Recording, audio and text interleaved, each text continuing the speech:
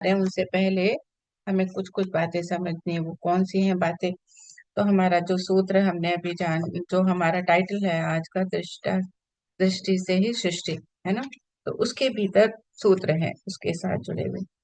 तो कहते हैं, फेडरिक नित्से करके एक व्यक्ति है, फेडरिक नित्से ने कहीं कहा है कि मैं केवल उस परमात्मा में विश्वास करता हूँ जो नाच सकता हो। वो परमात्मा जो नाच सकता हो, ऐसे परमात्मा में मैं विश्वास करता हूँ। बड़ा ही लगता है ना कि अच्छा, परमात्मा जो नाच कर सकते हैं उन पे वो विश्वास करते हैं। अब कहने का अर्थ है कि उदास परमात्मा में विश्वास करना केवल बीमार आदमी का लक्षण है। जो उदास, हम जब उदास होते हैं ना, परमात्मा को भी हम उदास रूप में देखते हैं। तो कहते हैं उदास परमात्मा में विश्वास करना केवल बीमार आदमी का लक्षण है। बात में सच्चाई है। तुम अपने परमात्मा को अपनी ही प्रतिमा में ढालते हो। हमारी प्रतिमा जैसे होती है हम वैसे ही परमात्मा को देख पाते हैं ना, क्योंकि हमारा उतनी ही दृष्टि होती है उस समय। तुम उदास हो, तुम्हारा परमात्मा उदास होगा। क्या कह रहे हैं? अगर तुम उदास हो तो तुम्हारा परमात्मा उदास होगा। तुम प्रसन्न हो, तुम्हारा परमात्मा प्रसन्न होगा। तुम नाच सकते हो तो तुम्हारा परमात्मा भी नाचेगा। तुम जैसे हो वैसा ही तुम्हारे अस्तित्व दिखाई पड़ता है। तुम्हारी दृष्टि का फैलाव ही सृष्टि है। और जब तक तुम नाचते हुए परमात्मा में भरोसा न कर लो, तब तक जानना कि तुम स्वस्थ नहीं हुए। उदास, रोते हुए रुग्ण परमात्मा की धारणा तुम्हारी रुग्ण दशा की सूचक है। तो हम कैसे परमात्मा को देख रहे हैं? उदास देख रहे हैं, यानी कि हम भी उदास हैं, है ना। हम मुस्कुरा रहे हैं तो हम भी अंदर से मुस्कुराते हैं। जब हम देखते हैं परमात्मा के तस्वीर ऐसी अपने मन में से हम जो बनाते हैं, तो उसमें हम परमात्मा को भी बहुत ही एनर्जेटिक अगर है तो उनको भी एनर्जेटिक देखते हैं, यानी नाच रहे हैं वो, है ना। तो हमारा आज का जो पहला सूत्र है मास्टर, वो है आत्मा नर्तक है। बड़ा ही सुंदर सूत्र है, आत्मा नर्तक है। नर्तन के संबंध में कुछ और बातें समझ लीजिए। नर्तन अकेला ही एक कृत्य है। नर्तन अपने आप में एक कृत्य है, पूरा का पूरा एक कृत्य, एक कार्य है अपने में। नित्य अकेला ही एक कृत्य है जिसमें कर्ता और कृत्य बिल्कुल एक हो जाते हैं। जो कर रहा है वो एक है और जो हो रहा है वो कर्ता के साथ एक हो जाता है। ऐसा है नृत्य। तो कोई आदमी चित्र बनाए तो बनाने वाला अलग और चित्र अलग हो जाता है ना। बनाने वाला तो अलग हो जाता है कि मैंने बनाया, लेकिन नृत्य जो करता है वो साथ में हो जाते हैं पूरा पूरा। कोई आदमी कविता बनाए तो कवि और कविता अलग हो जाती है। कोई आदमी मूर्ति गढ़े तो मूर्तिकार और मूर्ति अलग हो जाता है। सिर्फ नर्तन एकमात्र कृत्य है। सिर्फ नर्तन एकमात्र कृत्य है जहाँ नर्तक और नृत्य एक होता है। उन दोनों को अलग नहीं किया जा सकता। अगर नर्तक चला जाए, नृत्य चला जाएगा। तो जो नर्तक है वो चले जाए तो नृत्य नहीं रहेगा। नृत्य करने वाला स्वयं नर्तक है ना। लेकिन अगर कला कोई और, जैसे हमने पेंटिंग देखी है ना, कोई चित्र बना रहा है, वो चित्र बना के अलग हो जाएगा तो चित्र वहीं का वही रहेगा। लेकिन नृत्य करने वाला, नृत्य करने वाला ही चले जाए तो नृत्य रहेगा नहीं। तो यहाँ पर बहुत ही सुंदर से बताया है कि कविता लिखने वाला अगर चले जाए, और कविता तो उसकी लिखी रहेगी, है ना। लेकिन नृत्य करना, बाकी सारे जितने भी हमारे हैं ये आर्ट फॉर्म्स है, उनमें नृत्य एक ऐसा है जो नर्तक और नृत्य एक होता है। अगर नर्तक चला जाए नृत्य चला जाएगा, और अगर नृत्य खो जाए तो उस आदमी को जिसका नृत्य खो गया, नृत्य कहने का कोई अर्थ ही नहीं है। वो दोनों संयुक्त हैं। इसीलिए परमात्मा को नर्तक कहना सार्थक है। इस सृष्टि उससे भिन्न नहीं है। यह सृष्टि उससे भिन्न नहीं है। यह उसका नृत्य है। यह उसकी कृति है। यह कोई बनाई हुई मूर्ति नहीं कि परमात्मा ने बनाया और वो अलग हो गया। प्रतिपल परमात्मा इसके भीतर मौजूद है। वह अलग हो जाएगा तो नर्तन बंद हो जाएगा। तो ये जितनी भी प्रकृति हम देख रहे हैं, सृष्टि देख रहे हैं हम चारों ओर अपने, वो क्या है? परमात्मा का नर्तन है। परमात्मा नृत्य कर रहे हैं इन सारी एक एक कण में, हमारे भीतर और हमारे बाहर, सब में परमात्मा की जो अंश है, छवि है, वो सब कुछ वो क्या है? नृत्य करती हुई छवि है। और ध्यान रहे कि नर्तन बंद हो जाएगा तो परमात्मा भी खो जाएगा। जिस दिन ये नर्तन बंद हो गया तो सब कुछ खो जाएगा, परमात्मा भी खो जाएगा। वह बच नहीं सकता, परमात्मा बच नहीं सकता उस समय। फूल फूल, पत्ते पत्ते, कण कण में वह प्रकट हो रहा है। सृष्टि कभी पीछे अतीत होकर समाप्त नहीं हो गई, प्रतिपल हो रही है, प्रतिपल सृजन का कृत्य का जारी है। इसीलिए सब कुछ नया है, हर पल नित्य नया है। परमात्मा नृत्य कर रहे हैं, नया नृत्य कर रहे हैं हर पल, इसीलिए सब कुछ नया है। परमात्मा नाच रहा है बाहर भी और भीतर भी। कितना सुंदर है, आंखें बंद करके सोचे कि परमात्मा हमारे भीतर नृत्य कर रहे हैं। स्वयं नटराज हमारे अंदर पधार गए हैं, कृष्ण हमारे अंदर। तो कितनी सुंदर ये अनुभूति ही कितनी सुंदर है, बहुत ही सुंदर मास्टर।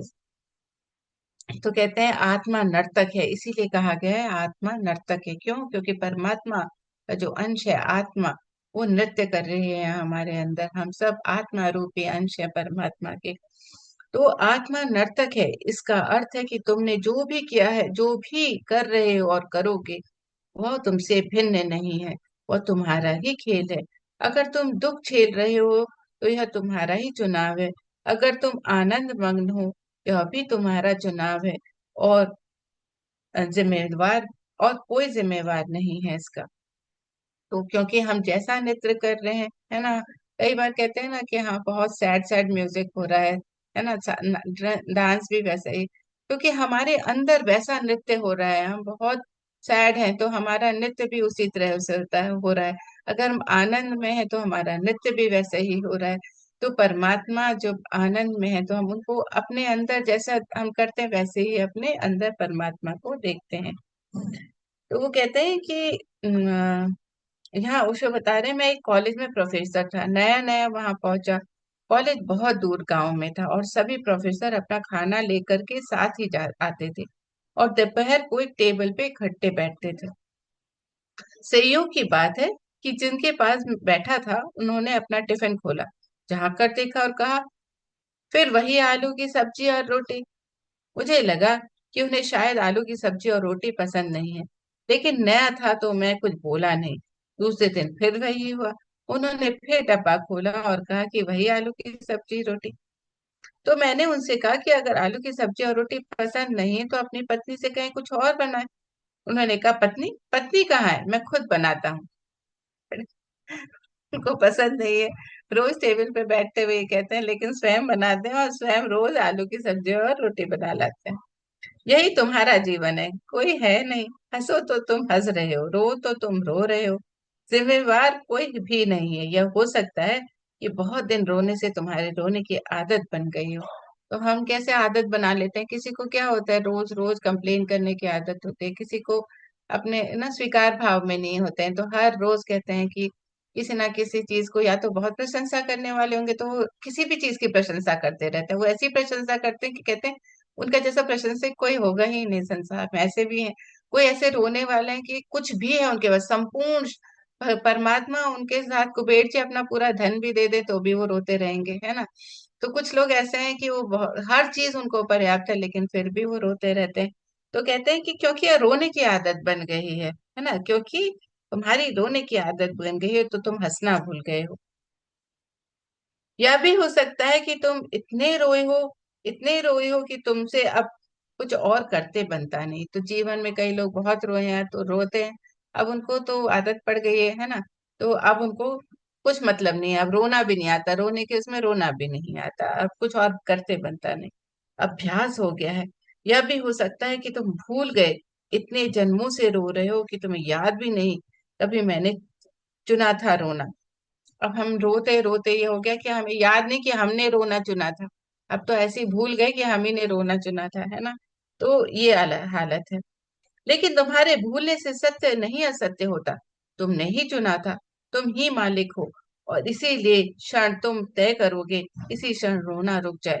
तो जैसे हमने कल वाले अध्याय में जाना था ना कि हमें उसी क्षण छोड़ना आना चाहिए मोह, है ना। उसी क्षण किसी भी चीज का मोह है, उसी क्षण छोड़ देना है।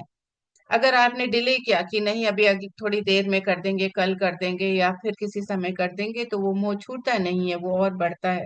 उसी तरह से कहते हैं रोना अगर तुम्हारे जीवन में तुमने तय किया है ना, उसी क्षण छोड़ दो, क्या मैं आज से रोऊंगा नहीं, है ना। इस बोझ से भरे का नाम ही मैं ही मालिक हूँ। जब तुम ये बोध में रहते हो कि मैं ही मालिक हूँ, मैं ही सृष्टा हूँ, मैं जो भी कर रहा हूँ उसके लिए मैं जिम्मेदार हूँ, जब ये आप भाव आ जाता है, तब जीवन में क्रांति हो जाती है। जब तक तुम दूसरे को जिम्मेदार समझोगे तब तक क्रांति असंभव है, क्योंकि तब तक तुम निर्भर रहोगे। तुम सोचते हो दूसरे ने तुम्हें दुखी कर रहे हैं, तो फिर तुम कैसे सुखी हो सकोगे? असंभव है, क्योंकि दूसरों को बदलना तुम्हारे हाथ में नहीं है। तुम्हारे हाथ में तो केवल स्वयं को बदलना है। अगर तुम सोचते हो कि भाग्य ही के कारण तुम दुखी हो रहे हो, तो फिर तुम्हारे हाथ से के बाहर हो गई सारी बात।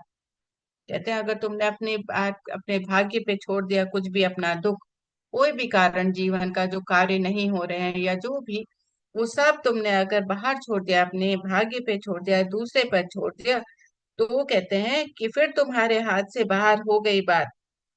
भाग्य को तुम कैसे बदलोगे? भाग तुमसे ऊपर है।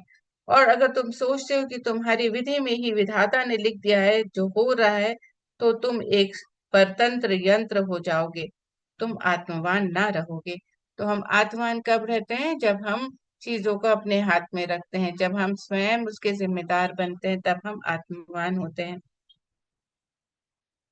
तो आत्मा का अर्थ ही है यह है कि तुम स्वतंत्र हो। आत्मा स्वतंत्र है, किसी चीज से बंधी नहीं है।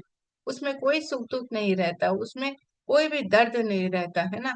आत्मा तो स्वतंत्र रहती है। तो आत्मा का अर्थ ही है स्वतंत्र होना। और चाहे तुम कितनी ही पीड़ा तुम भोग रहे हो, तुम्हारे निर्णय का फल है। और जिस दिन तुम निर्णय बदलोगे उस दिन जीवन बदल जाएगा।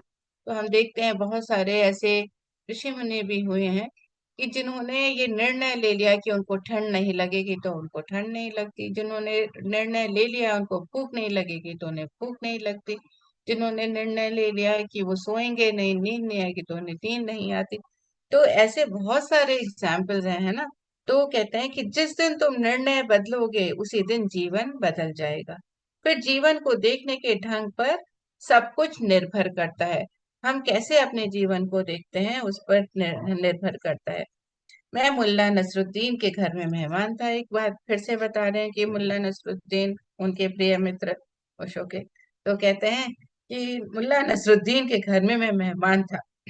सुबह बगीचे में घूमते वक्त अचानक मेरी आंख पड़ी। देखा कि पत्नी ने एक प्याली नसरुद्दीन के सिर में की तरफ फेंकी। तो एक प्याली चाय मुल्ला नसरुद्दीन की पत्नी उनकी तरफ फेंक दी, लगी नहीं सिर में, दीवार से टकराकर चकनाचूर हो गए। नसरुद्दीन ने भी देख लिया कि मैंने देख लिया है, तो वो बाहर आया। उसने कहा क्षमा करें। तो उसको बड़ी एम्बेरसमेंट हुई क्योंकि पत्नी ने ऐसे फेंकी चाय उनके ऊपर, लगी नहीं, पर उन्होंने देखा कि अच्छा उनको देख रहे हैं अशोक जी। तो वो बाहर आए और कहते हैं क्षमा करें, आप कुछ कहीं कुछ और ना सोच लें, हम बड़े सुखी हैं।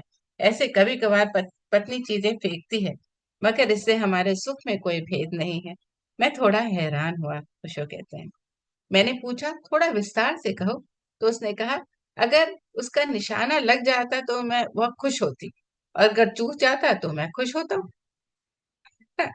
वैसे हमारी खुशी में कोई भेद नहीं पड़ता है, और कभी कभी निशाना लगता है, कभी कभी चूकता है, हम दोनों खुश हैं। तो कहते हैं कि ये निशानाबाजी हम दोनों के बीच में चलती रहती है। जिंदगी को देखने के ढंग पर निर्भर करता है। तुम ही बनाते हो, फिर तुम ही देखते हो, फिर तुम ही व्याख्या करते हो। तुम बिल्कुल अकेले हो। तुम्हारे संसार में कोई दूसरा कभी प्रवेश नहीं करता, प्रवेश कर भी नहीं सकता। कोई प्रवेश भी करता है तो तुमने उसको आज्ञा दी है। तो कहते हैं ना कि हमें घर ही परिवार की बातें घर परिवार में रखनी चाहिए, पति पत्नी की बातें उन दोनों के बीच में होनी ही चाहिए, और किसी को नहीं आने देना चाहिए। अगर हम किसी को आने देते हैं, हमने आज्ञा दी उसको आने की, इसलिए वो आया, वरना वो नहीं आ सकता। हमने वो प्रवेश द्वार अगर खोला किसी तीसरे के लिए, तभी वो खुलेगा। तो कहते हैं कोई प्रवेश भी नहीं कर सकता, अगर करा तो वो तुमने आज्ञा दी थी। इससे एक कठिनाई है, इसीलिए तुम इसे भूल गए हो। कठिनाई यह है कि अनुभव करना मैं ही जिम्मेदार हूँ। तब तुम दुखी ना हो सकोगे। किसी भी कार्य के लिए हम अपनी जिम्मेदारी लेते हैं, क्योंकि सब कुछ हमसे हो रहा है, हमारी ही सोच के कारण, हमारे ही किसी चीज को बुलाने के कारण, हमारे ही किसी चीज को उस तरह से उसको फील करने के कारण। कहते हैं कि अगर कोई भी कठिनाई है तो हमें जिम्मेदार, मैं ही जिम्मेदार हूँ, अगर हम यह अनुभव करना सीख जाएं तो तब कभी दुखी नहीं होंगे। और अगर दुखी होना चाहते हो तो शिकायत ना कर सकेंगे, और शिकायत नहीं कर सकेंगे हम दूसरों के से। कंप्लेन कहते हैं ना, नो कंप्लेन। कंप्लेन कब आती है? जब हम शिकायत जब हम दूसरी चीज बाहर देखते हैं, किसी दूसरे में देखते हैं, कुछ भी हमारे जीवन में हो रहा है, हमने उठाकर दूसरे के सर पे रख दिया, उसके कारण से हो रहा है। नहीं, वो सारी चीजें हमने करी है, हम स्वयं जिम्मेदार हैं अपने जीवन के। और जब हम ये जिम्मेदारी ले लेंगे तो शिकायत नहीं कर सकेंगे। और उन दोनों में बड़ा रस है। किस चीज में रस है? अपने आप को जिम्मेदार बनाना और शिकायत ना कर पाना, इन दोनों चीजों में बड़ा रस है। दुखी होने में भी बड़ा रस है, क्योंकि जब तुम दुखी होते हो तो तुम शहीद होते हो। शहीदगी का बड़ा मजा आता है।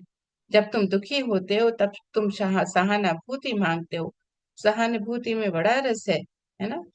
इसीलिए तो लोग अपने दुख की कथा एक दूसरे को बढ़ा चढ़ा कर सुनाते हैं, सहानुभूति पाने के लिए, है ना। क्या कारण होगा कि लोग दुख की इतनी कथा सुनाते हैं? कोई सुनना भी नहीं चाहता। कौन कौन उत्सुक है तुम्हारे दुख में? तो कई बार हम अपने दुख लेकर के दूसरों को सुनाने पहुंच जाते हैं, लेकिन क्या वो उत्सुक है हमारे दुख को सुनने? कोई किसी के दुख को नहीं सुनना चाहता, लेकिन फिर भी हम सहानुभूति पाना चाहते हैं, इसलिए उसको जहां तहां सुनाते हैं।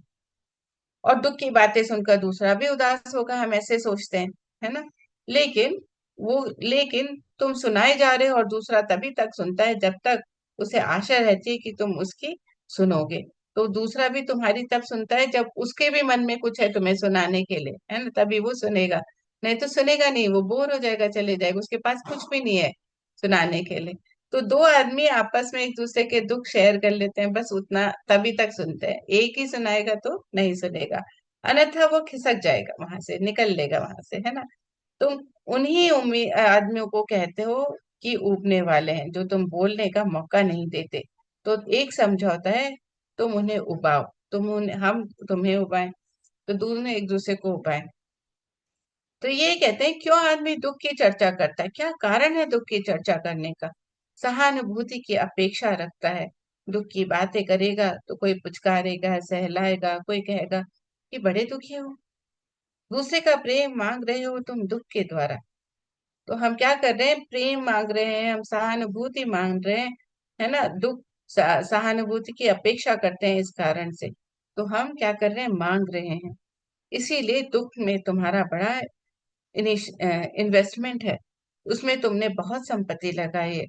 जब भी तुम दुखी होते हो तभी तुम्हें थोड़ी सी आशा चारों तरफ से मिलती है, लोग तुम्हें सहारा ना देना देते मालूम पड़ते हैं, सहानुभूति दिखलाते हैं, है ना। लेकिन प्रेम के लिए वही निकटतम परिपूरक है।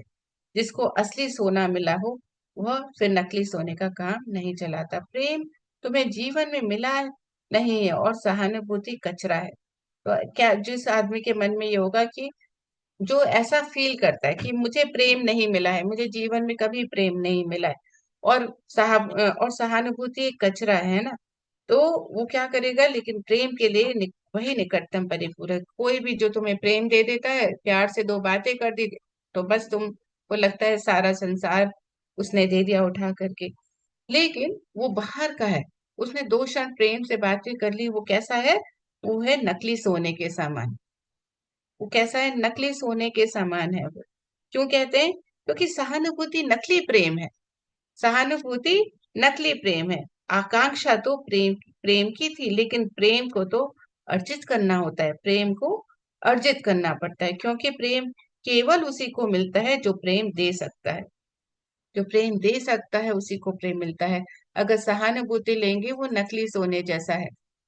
हमें ये बात याद रखनी है। प्रेम दान का प्रतिफल है। तुम देने में असमर्थ हो, तुम मांग रहे हो। तुम दे नहीं सकते तो तुम मांग रहे हो, है ना। तो तुम भिखमंगे हो गए, तुम सम्राट नहीं। और हमने क्या कहा? हमें सम्राट बनना है। हमने पीछे के लेसन जो अभी तक हमने पढ़े, उसमें हमने क्या कहा? हमें सम्राट बनना है। और मांगते हो तो जितने ज्यादा दुखी हो उतनी ही आसानी हो जाती है। तो मांगने, नकली सोना तो कोई भर भर के बांट देता है उठा करके, है ना। तो कहते जब तुम मांगते हो, प्रेम कहीं और से मांगते हो, जितने ज्यादा दुखी हो उतनी ही आसानी हो जाएगी तुम्हें उसे लेने में।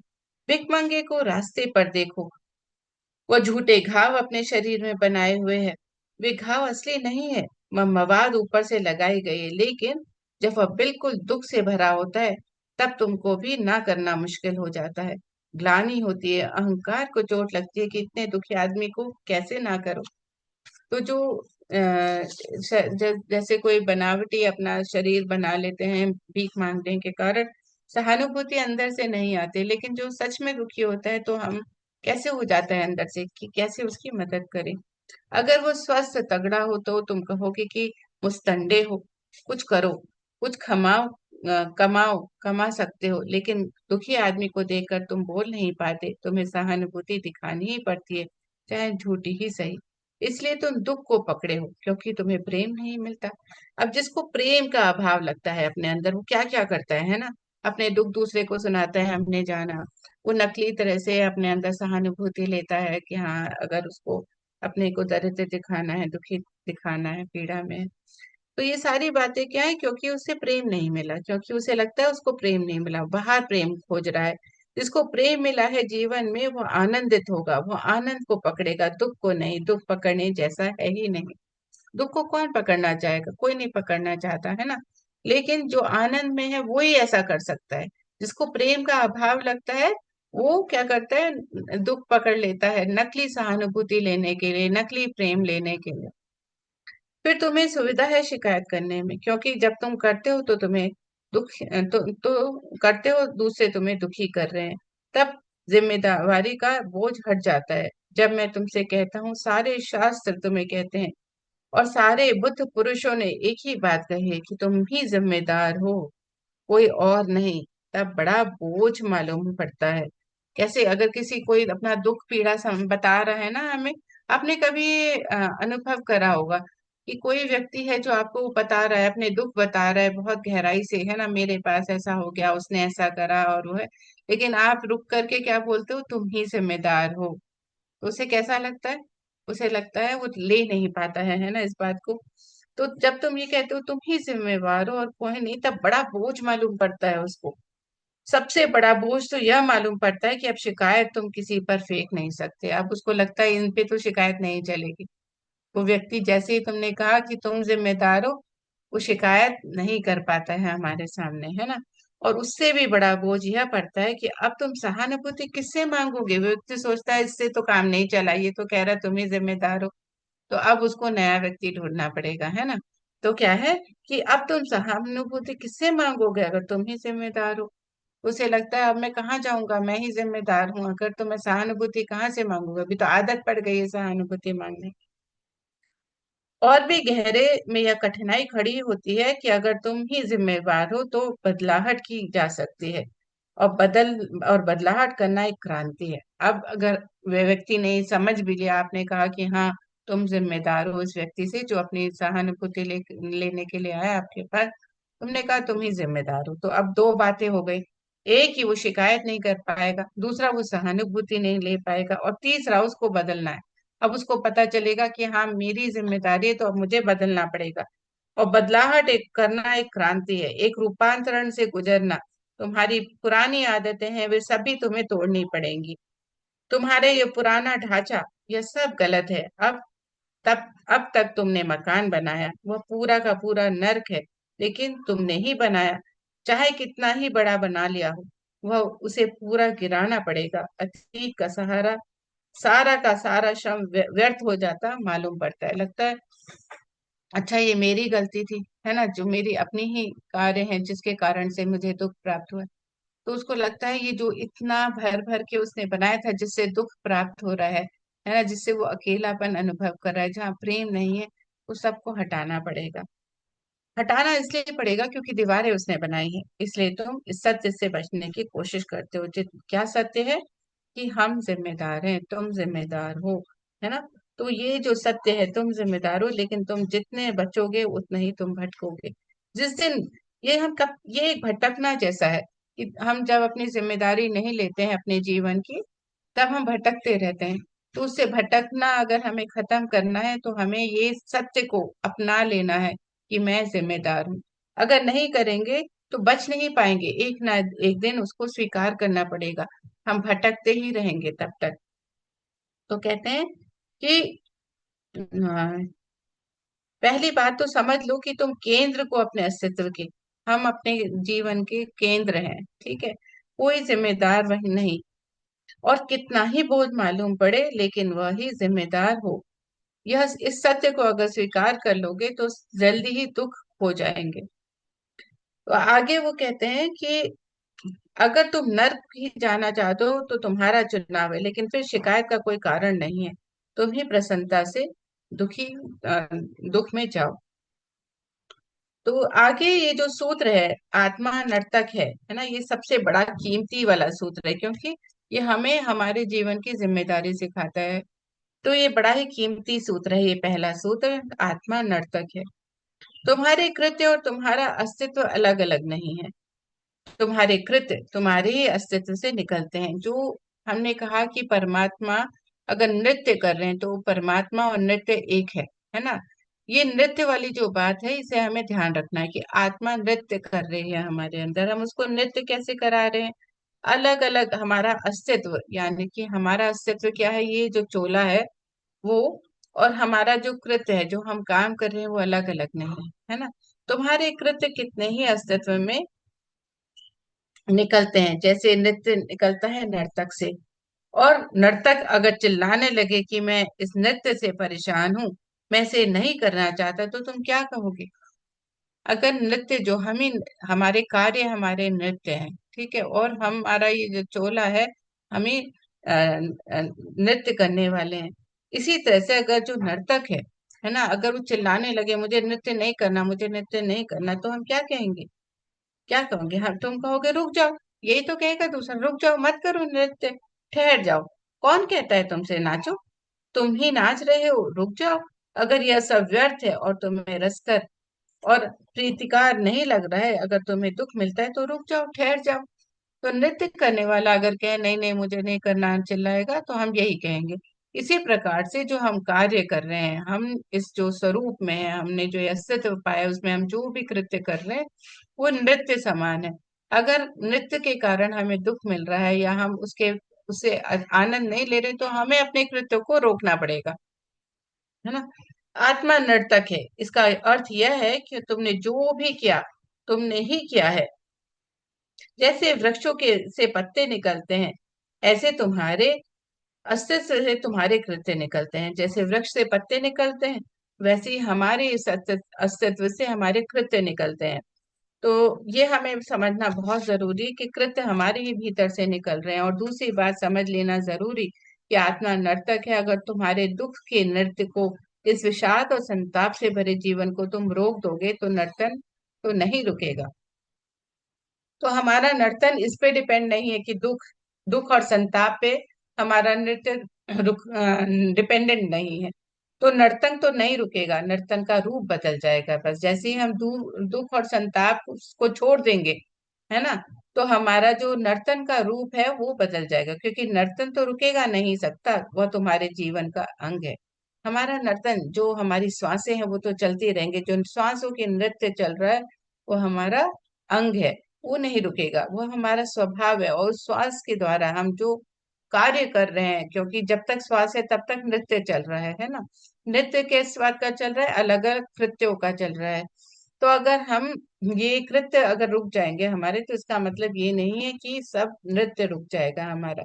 नाचते ही तो तुम रहोगे ही, लेकिन तब आंसू नहीं होंगे, मुस्कुराहट होगी।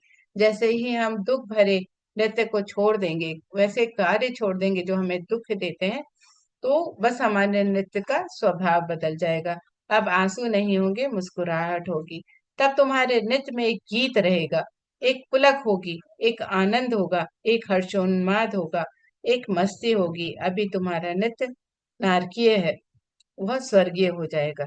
तो जो अभी हमारा नृत्य नारकीय है, यानी कि हमें अंदर से खुश नहीं दे रहा, आनंद नहीं दे रहा, हम प्रेम की तलाश भी बाहर कर रहे हैं, सहानुभूति बाहर ले रहे हैं, वो सारा नृत्य जब हमारा रूपांतरण हो जाएगा, यानी कि हम स्वयं की जिम्मेदारी ले लेंगे, तो हमारा नृत्य पुलकित हो उठेगा, उसमें गीत आ जाएगा, है ना।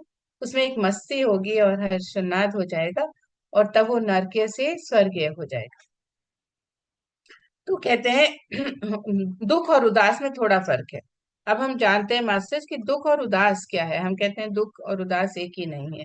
दुख का अर्थ है कि उदासी में एक तीव्रता, उदासी में भी एक जोश खरोश है। आदमी उदासी में एक बाढ़ है। दो तरह की बाढ़ होती है, एक दुख की बाढ़ होती है, एक सुख की बाढ़ होती है। जब तुम उदासी से इतने भरे हो जाते हो कि आंसू बहने लगते हैं, एक जब तुम खुशी से इतने भर जाते हो कि आंसू बहने लगते हैं, दोनों बाढ़ है। तो दोनों में आंसू आ रहे हैं, एक में खुशी के आंसू की बाढ़ आ रही है, एक में उदासी की बाढ़ आ रही है ना।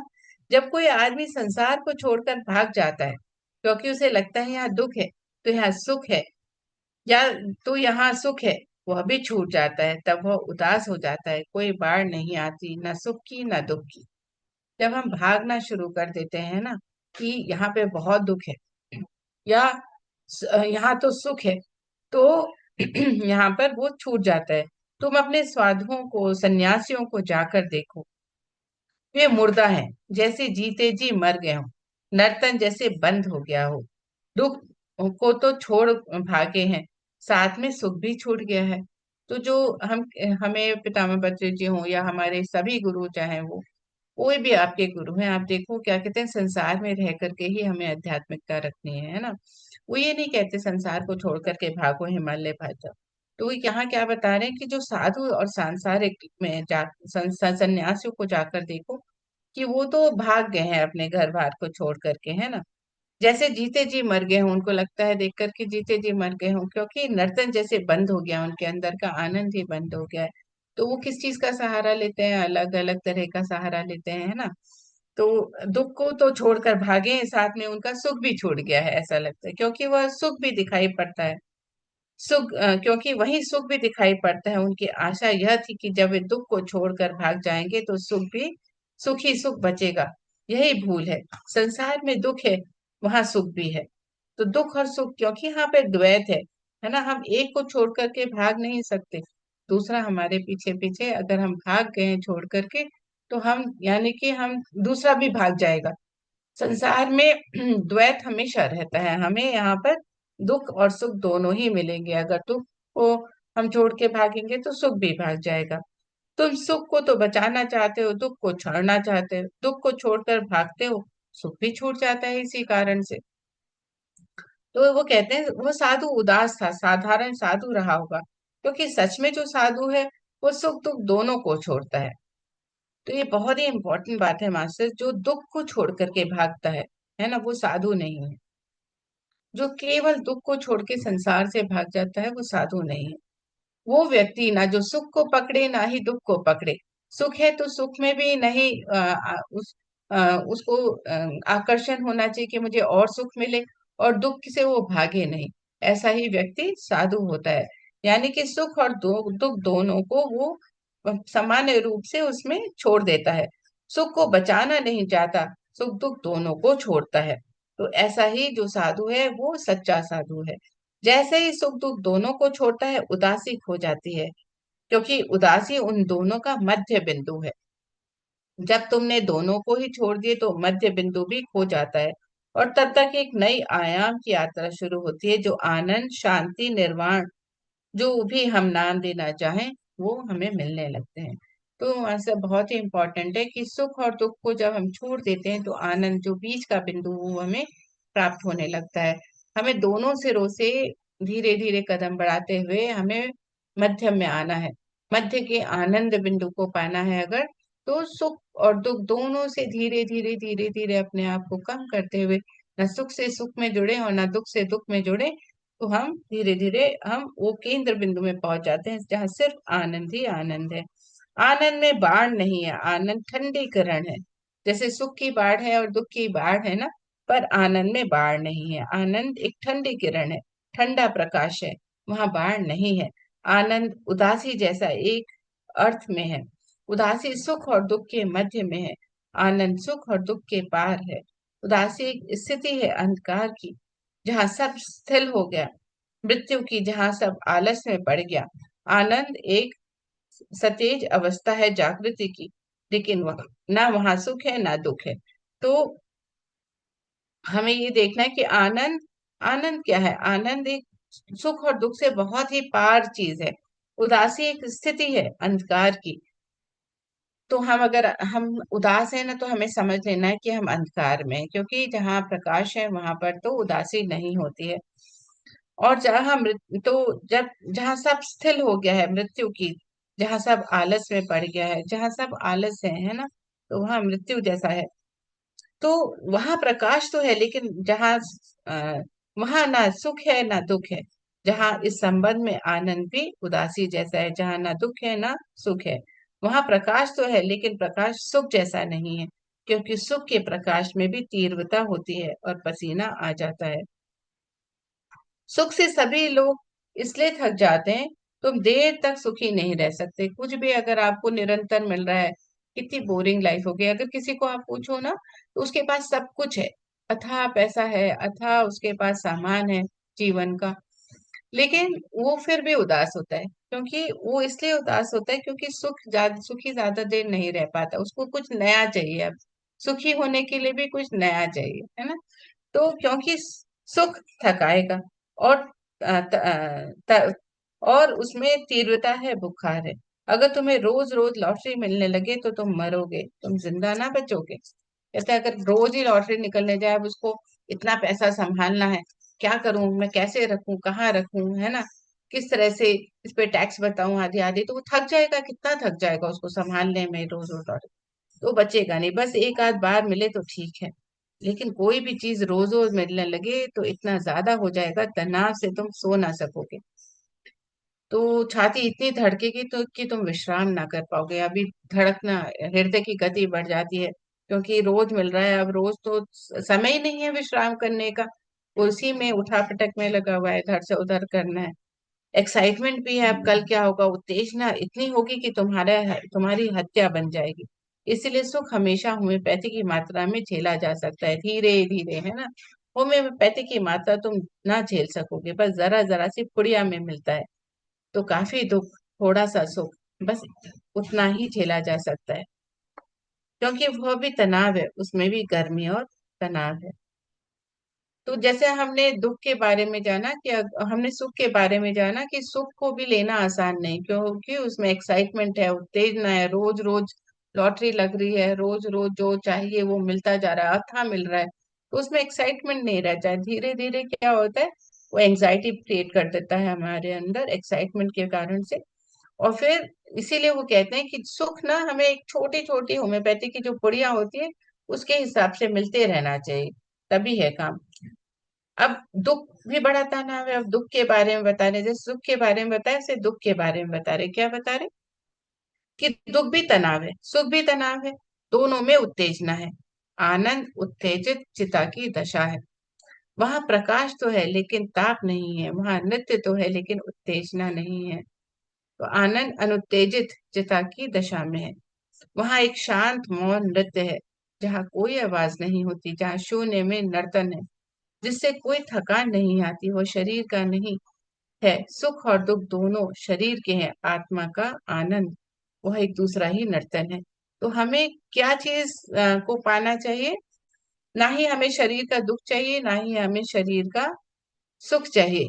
हमें ना ही जो शरीर रूपी आनंद है उसमें हमें पड़ना है, हमें आत्मा का आनंद को प्राप्त करना है। आत्मा का आनंद एक दूसरे ही नर्तन है, दूसरा ही नर्तन है। तो वो नर्तन क्या है, वो है कि एक एक साधु ने कहा, रोटी मिल जाए तो स्वीकार कर ले, ना मिले तो संतोष करें। तो इब्राहिम ने कहा, यह तो कुत्ते का लक्षण है, इसमें साधु का क्या है। कुत्ता भी यही कर सकता है, मिल जाए तो ठीक है, ना मिले तो संतुष्ट है। साधु हैरान हुआ, उसने कहा कि आप साधु की क्या परिभाषा करते हैं। तो इब्राहिम ने कहा, मिल जाए तो बांट कर खाएं, और मिले तो नाच कर, और ना मिले तो नाच कर धन्यवाद दे परमात्मा की कि तूने तपश्चर्या का एक अवसर दिया। तो इब्राहिम जो साधु था, वो क्या कहता है कि मिल जाए, है ना, तो ठीक है, नहीं मिल जाए तो वो ठीक है। तो इब्राहिम कहते हैं कि नहीं। इब्राहिम ने क्या कहा, ये तो कुत्ते जैसा लक्षण है कि अगर मिल जाए तो ठीक है, नहीं मिल जाए तो ठीक है। एक असली साधु का लक्षण क्या होना चाहिए कि मिल जाए तो बांट करके खाएं, मिल जाए तो बांट करके खाएं, और ना मिले तो नाच कर परमात्मा का धन्यवाद दें कि आज आपने तपश्चर्या का एक अवसर दिया। कितनी सुंदर सी बात है ना, कि अगर दोनों में हम धन्यवाद स्वरूप में रहें, दोनों में ना मिले तो भी और मिल जाए तो भी। साधु की परिभाषा में मिल जाए तो बांट करके खाएं, जो भी मिले उसे बांटे, वही साधु है। तो साधु, असली साधु कौन है? जो मिल जाए तो बांट कर खाए और जो भी मिले उसे बांटे, वह साधु है। उसे पकड़े और रोके तो गृहस्थ है। अगर उसे पकड़ कर रोक लिया हमने अपने पास तो गृहस्थ का ये लक्षण है। बचाए तो गृहस्थ है, बांटे तो साधु है। वो चाहे आनंद हो चाहे ज्ञान हो, कुछ भी हो, चाहे ध्यान हो, जो भी मिल जाए उसे बांट दें, तो वही व्यक्ति साधु है। साधु कौन है? जो बांटता है, चाहे वो जो भी चीज हमारे अंदर है हम बांट दें, तभी हम साधु से देवता बन जाते हैं।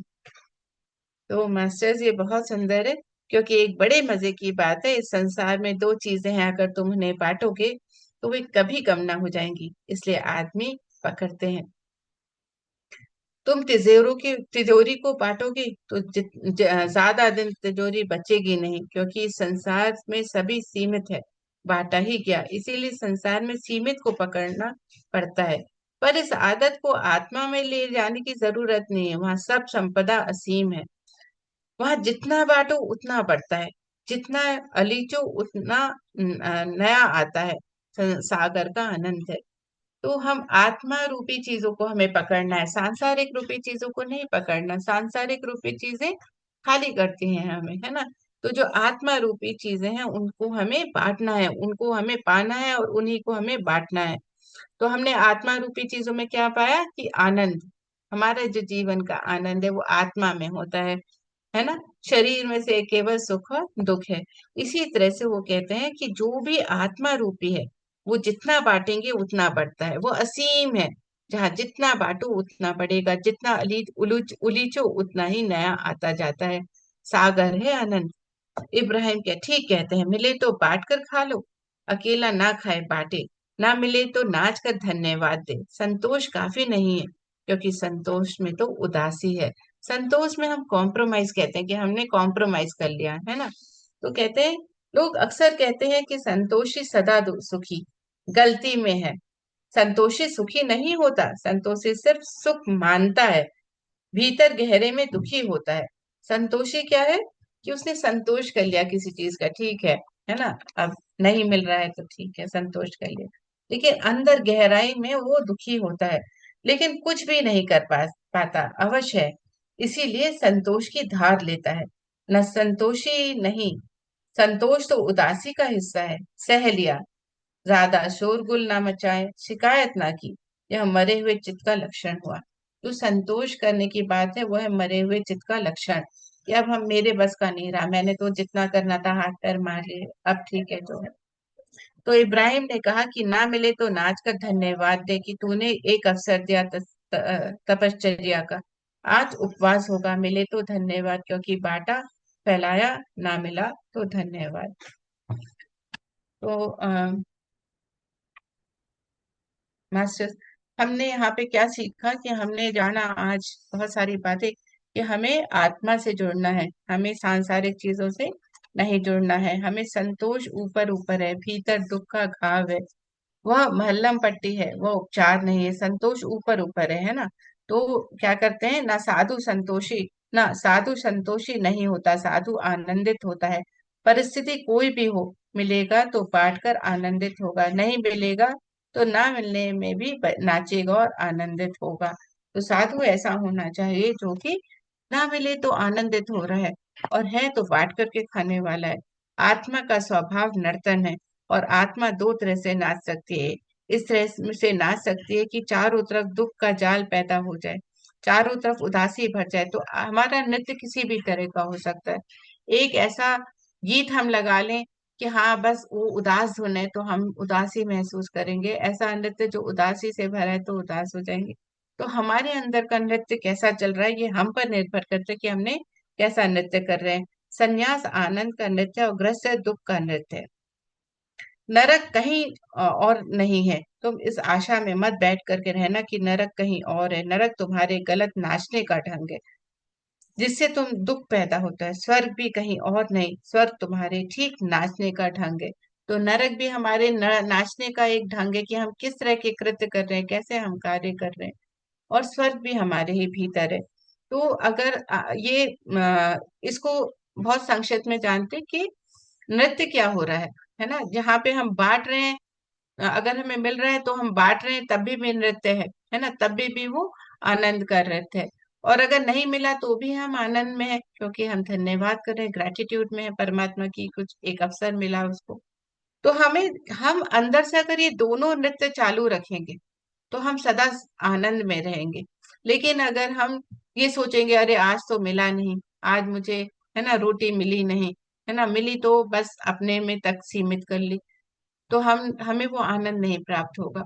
और अगर नहीं मिली तो हम कंप्लेन कर रहे हैं। पर यहाँ पर हमें उस साधु जैसा होना है, जो ना मिले तो हम धन्यवाद कर रहे हैं परमात्मा का कि हम तपस्या कर पा रहे हैं, और अगर मिले तो बांट करके खा रहे हैं, तो बांट कर खाने का आनंद ही और है। स्वर्ग तुम्हारे नृत्य का गुण है, नरक भी तुम्हारे नृत्य का गुण है, ये हमें जानना है।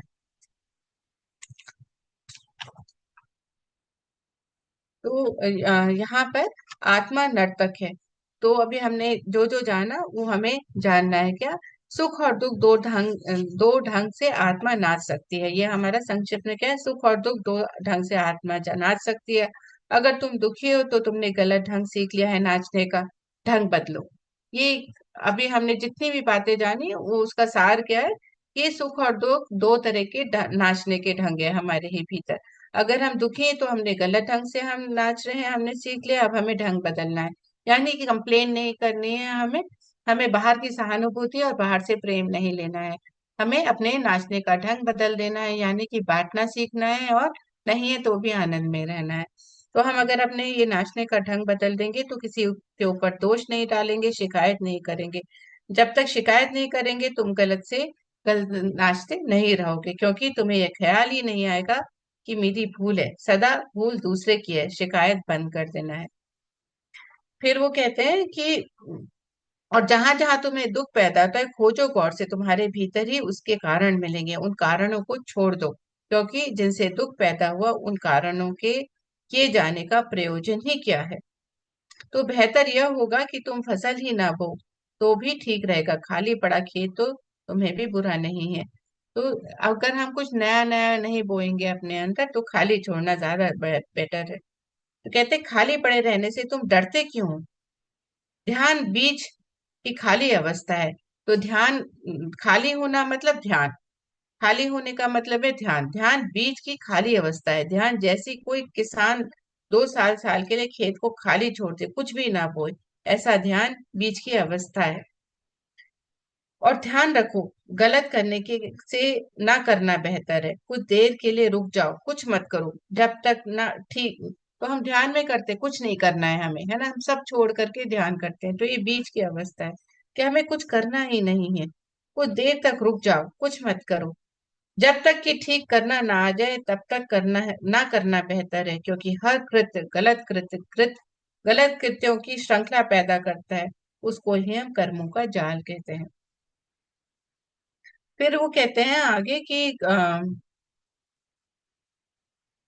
क्योंकि तुम इतने व्यस्त हो, है ना, कि तुम कुछ ना कुछ किए ही चले जा रहे हो, तुम बस खाली नहीं बैठ सकते, कुछ ना करोगे, तुम खाली बैठ जाओ, वही ध्यान है, ताकि पुरानी आदत छूट जाए और खाली बैठने में तुम साफ साफ दिखाई पड़ने लगे। तो अब जब हम ध्यान करते हैं तभी हम जान पाते हैं कि कौन कौन से कृत्य हमें बदलने हैं, कौन कौन सी चीजें हमने पकड़ी हुई हैं। तो जब हम ध्यान देते हैं ना तभी हम खाली होना शुरू करते हैं, और हमें हमारी आदतें दिखाई पड़ने पड़ती हैं, हमारी टेंडेंसीज क्या है हम देखना शुरू करते हैं। और फिर जब लेकिन हम जब व्यस्त होते हैं, हम बैठना नहीं सीखते हैं, तो व्यस्त होने के कारण हमें वो चीजें दिखती ही नहीं है। तो इसीलिए ध्यान करना आवश्यक है। धर्म परम आनंद है, वह त्याग की उदासी नहीं, वह अस्तित्व का भोग है, वह महाभोग में सम्मिलित होना, वह अस्तित्व के नृत्य में के साथ एक हो जाना। धर्म को तुम त्याग और उदासी की भाषा में सोचना ही मत, वह गलत धर्म है। जो त्याग और उदासी की भाषा में सोचता है वही सही धर्म, हमेशा नृत्य है, वही आनंद है। सही धर्म हमेशा बजती हुई बांसुरी है। तो यहाँ पे क्या बोल रहे हैं कि जो भी हम धर्म की बातें करते हैं ना, यहाँ धर्म रिलीजन की जाति की बात नहीं हो रही है। यहाँ धर्म क्या है कि किस समय हमारा क्या कार्य, कौन सा कृत्य का धर्म है। यानी कि एक अगर आप कार्य कर रहे हैं किसी किसी ऑफिस में, तो उस समय ऑफिस के किसी कार्य में आपका अलग अलग कृत्य हो सकते हैं, आपका धर्म अलग अलग हो सकता है। किसी एक मैनेजर की जगह में आप मैनेजर का धर्म निभाएंगे, कार्य करने वाले के समय कार्य करेंगे, है ना। या फिर आप को अगर कोई डिसीजन लेना है तो आप उस समय आपका क्या धर्म रहेगा, अच्छा बुरा समझते हुए। ऐसे ही एक बेटे का धर्म अलग होगा, एक पिता का धर्म अलग होता है, एक पुरुष का या स्त्री का धर्म अलग होगा, है ना। तो ऐसे ही हमारे धर्म अलग अलग समय पे अलग अलग बदलते रहते हैं। तो यहाँ पे क्या बता रहे हैं कि हमें ये जानना है कि हम धर्म को नहीं त्याग सकते। हम किसी भी ये नहीं करेंगे कि हाँ हमें तो सुख दुख नहीं चाहिए तो हम काम ही ना करें, हम तो बस बैठ गए अनशनधारी।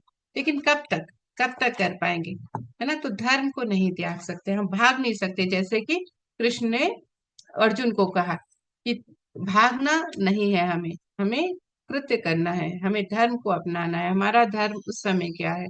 अगर अर्जुन उस समय युद्ध के मैदान पे, तो युद्ध करना हाँ धर्म था, है ना। तो इस तरह से आत्मा नर्तक है, ये हमने जाना। अगला हम जानेंगे अंतरात्मा रंगमंच है। तो मास्टर जी कल हम जानेंगे अंतरात्मा रंगमंच है। तो आज हमने जाना आत्मा नर्तक है, और कैसे हमें आत्मा जो हमारी नर्तक है उसके नृत्य को कैसे समझना है, हमें कैसे हमें सदा आनंद में रहना है।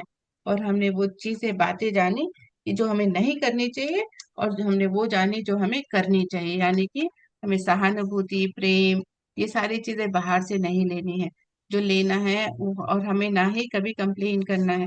हमें क्या करना है, अगर मिले तो आनंद में रहो, बांट लो, और अगर नहीं मिले तो भी धन्यवाद दो परमात्मा का।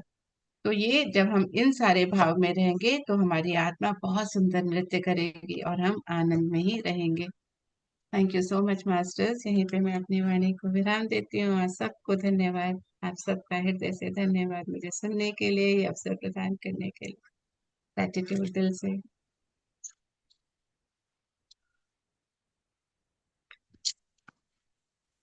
नमस्कार अनुपम जी। नमस्ते।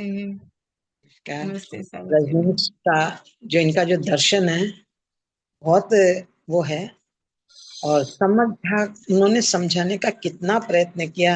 हर पहलू को एक सूत्र भी उठाया ना, उसको हजार प्रकार से उसको एक्सप्लेन करके समझाया कि इस तरह ना तो इस तरह से सही, इस तरह ना तो इस तरह से सही, यानी कि इजी लैंग्वेज समझ में आ जाए।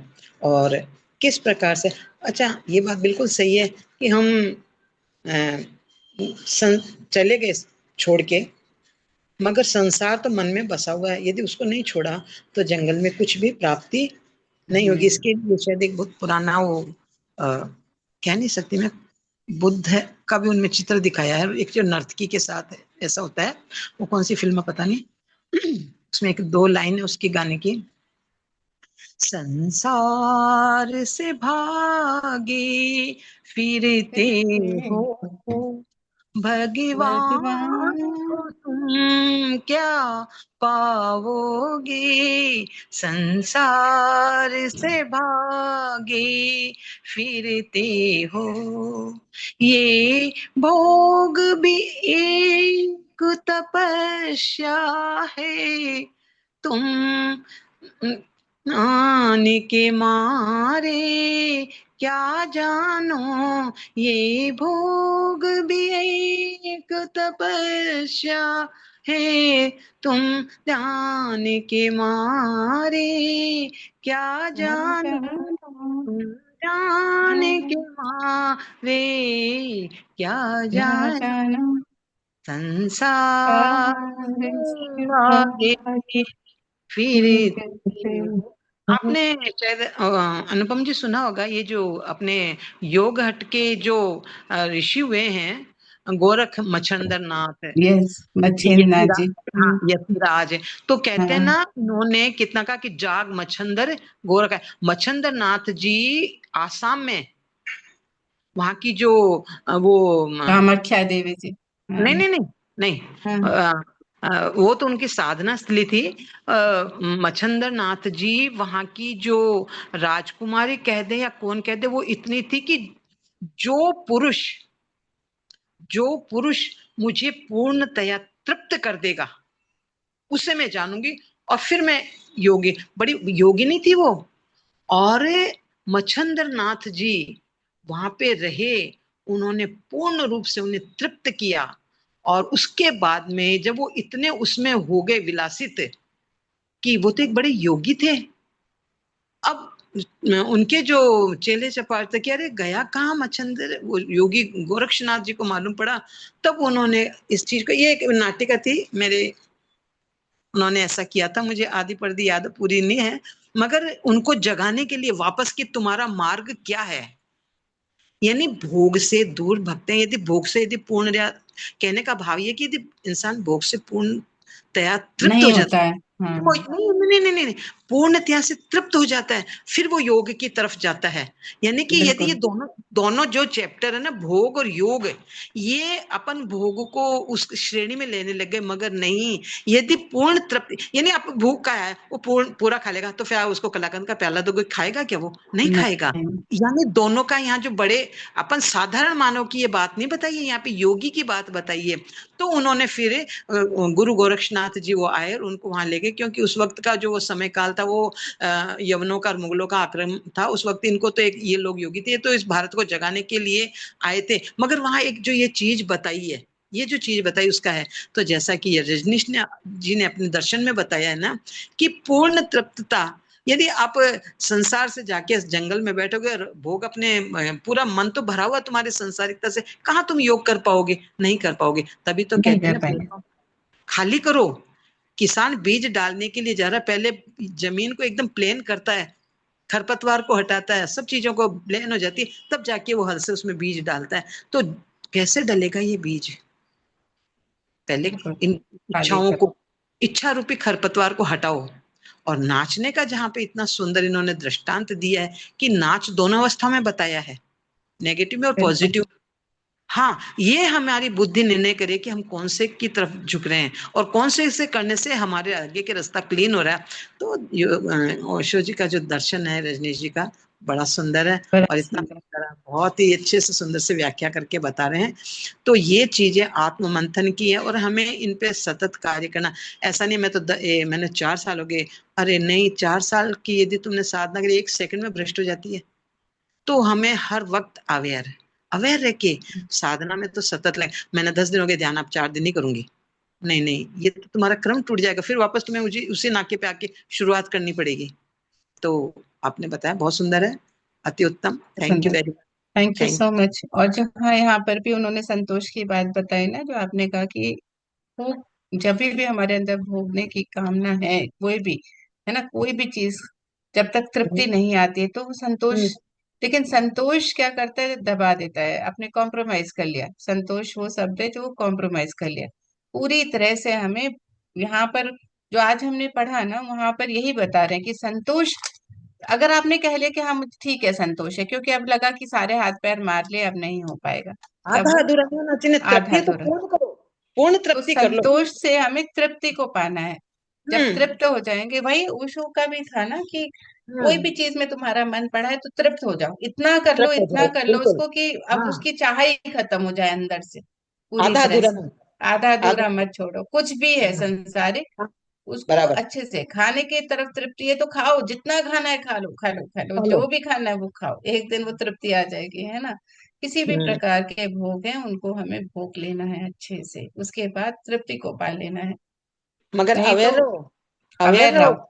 अवेयर खाना इतना भी मत खाना कि वो अजीर्ण होके वापस ऊपर से निकलना शुरू हो जाए। रहो। मृत्यु को अवेयरता प्राप्त है। करा दे। हाँ। हाँ, अवेयरता हर जगह। इतने वही। भी भोगी मत बनो कि जीवन को तुम नरक बना लो। हम्म। नहीं, बिल्कुल। अवेयर तो रहना पड़ेगा। और ये अवेयर अवेयरता तो ही रहना मानवता, पड़ेगा। ये अवेयरता ही मनुष्यता की निशानी है। पशुता में कहाँ है, पशु बेचारे कहाँ समझते हैं। तभी तो ये मानव जन्म मिला ना, कि इसमें अवेयर हाँ। रह के चौकन्ने भी रहो। कहीं ऐसा ना हो कि तुम दलदल में फंस जाओ और ऊपर पैर उठाना चाहो, नीचे धंसते जाओ। नहीं, यही दर्शनों का हमें सारभूत यही सार है कि करो, मगर पूर्णतः सजग रह के। गफलत में मजा ना, गफलत डुबो देगा। बहुत सुंदर, बहुत बिल्कुल। सुंदर। Thank you. Thank you Savitri ma'am, और इतना सुंदर गीत आपकी आवाज में मधुर, थैंक यू सो मच। ये बहुत सुंदर, ये एकदम इसमें। और ये मैं जब भी आप ये इसको, ये भी चल रहा है ना मेरे दिमाग में, वो चल रही थी। मैं पूरा कॉपी उठा के लाई, था नहीं उसमें, ये दो ही, एक ही अंतरा था, बाकी आगे का नहीं था।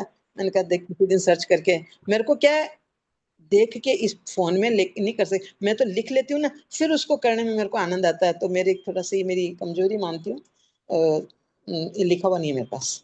नहीं, बहुत सुंदर, दो लाइनें भी इतनी अच्छी, और हेमलता जी है ना, अभी गाएंगी। ज्योति जी नमस्ते, अनम्यूट कर लीजिए अपने। Thank you Anupam ji, thank you, gratitude, बहुत अच्छा। आपको भी। सबसे लास्ट लाइन लगी मुझे, आनंद सुख और दुख की, सुख दुख की पार चीज है, आनंद रूपी चीजों को पाना है और बांटना। Thank you. थैंक और यू मैंने ज्योति सब जी। जो लिखना था वो लिखा। बहुत सारी बहुत बड़ी। लाइनें लिखी हैं, लेकिन आप समझा देते हो, फिर पूरा निचोड़ बताना पड़ता है मुझे। बहुत, और बिल्कुल सावित्री जी, बहुत अच्छा, बहुत अच्छा, मतलब बहुत काफी दिनों में इन्होंने गाना गाया आज। ये अंदर का नृत्य है, अंदर का ये यही तो नृत्य है, जो नृत्य सही है, निकल रहा है ना सही है, सावित्री मैम, सही ये अंदर का नृत्य है। है, जो ये गीत रूपी आ रहा है।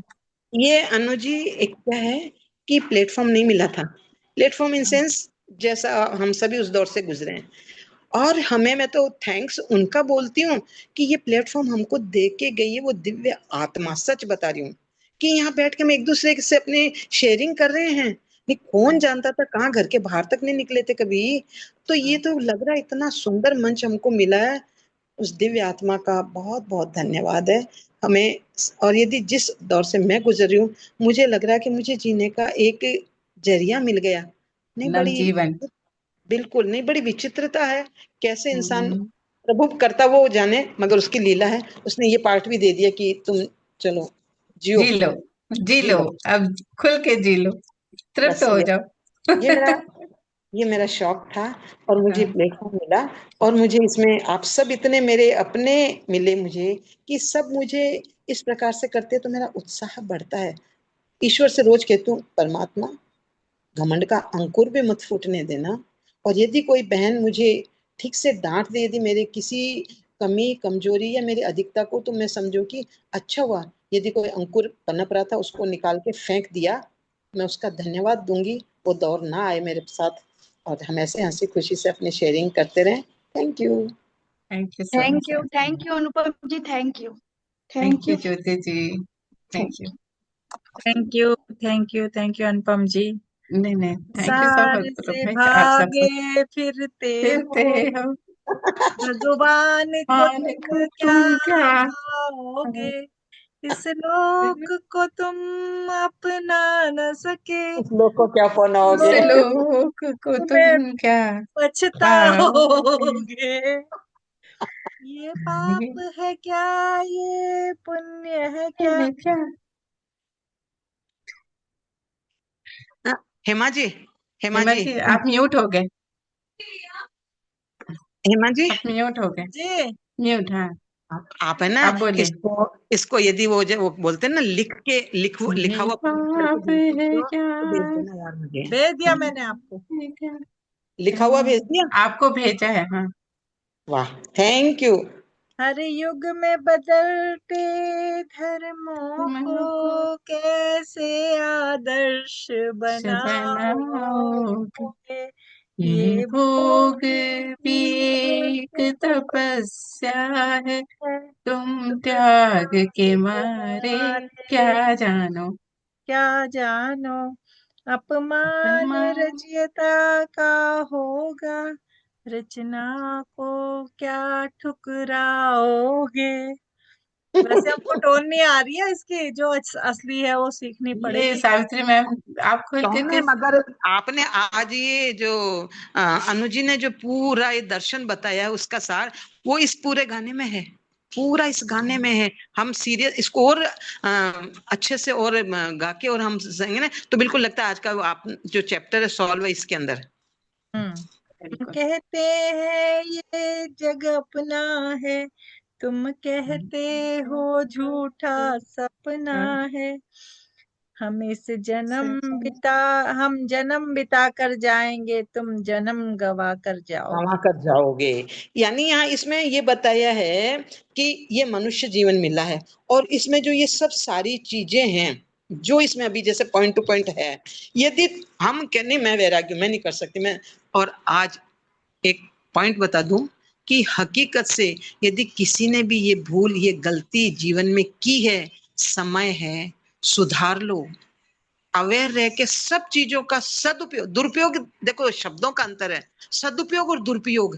सदुपयोग करते हुए सभी चीजों को भोगते हुए अवर रहते हुए अपनी जिंदगी बिताइए, तो हम जीवन जी के जाएंगे, बिता के नहीं जाएंगे। और जिन्होंने इन टेस्टों को नहीं चखा है वो सिर्फ जीवन बिता के नहीं गंवा के जाएंगे। ये इसका सारांश है। तो थैंक यू वेरी मच। और आपने और ध्यान दिया। जीवन को बिताने का अर्थ है कि तृप्त हो जाओ। हाँ तृप्त हो जाओ मतलब कोई भी चीज है तो उसको अच्छे से जी लो, है हाँ ना। लेकिन ना, साथ ही साथ अवेयर रहना कि उसकी आकांक्षा और बढ़ती ना रहे। जितना पहले पॉइंट पे था उससे 1000 गुनी ना बढ़ जाए कि और चाहिए और चाहिए और चाहिए। बस जो जितना पाना है वो पाकर तृप्त हो जाना है। और तृप्त नहीं हुए तो हम्म, अतृप्त आत्माएं भटकती है, खुद भी दुखी रहती है, दूसरों को दुख देती है, और फिर नया जन्म क्रिएट करती है। करते ही रहते हैं बिल्कुल। करती है। बिल्कुल। Thank you thank you Savitri so ma'am, आप इतने मच। अच्छे से बताते हो। और आत्मा तो सच में जैसा आप करते हो